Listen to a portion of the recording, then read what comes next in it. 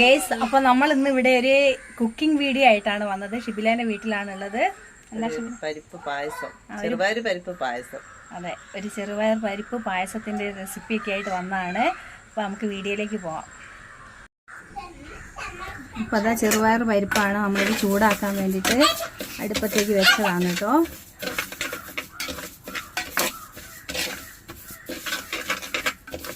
അപ്പോൾ ഗേസ് നമ്മളെ ചെറുപയർ പരിപ്പ് ഇത് ഏകദേശം ചൂടായിട്ടുണ്ട്. ചെറിയൊരു കളർ ചേഞ്ചിലൊക്കെ വന്നിട്ടുണ്ട് കേട്ടോ ഗേസ്. അപ്പോൾ നമ്മൾ ചൂടാക്കി വെച്ചിട്ടുള്ള നമ്മളെ ചെറുപയർ പരിപ്പ് നമ്മൾ നന്നായി കഴുകി എടുക്കുന്നുണ്ട് കേട്ടോ.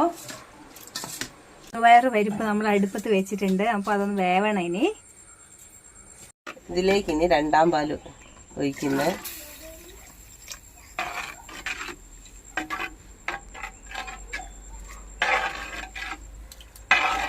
നന്നായിട്ട് ഇളക്കി കൊടുക്കുക അല്ലേ.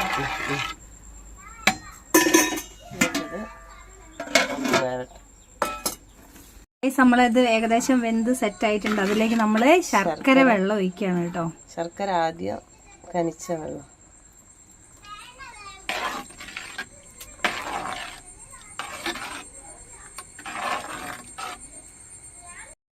അപ്പോൾ ഗൈസ് നമ്മൾ ഇതിലേക്ക് ചുക്കും ഏലക്ക പൊടിച്ചതും ജീരകപ്പൊടിയും കൂടി ചേർത്തിട്ട് നന്നായി ഇളക്കി ഏകദേശം സെറ്റായി വന്നിട്ടുണ്ട് കേട്ടോ.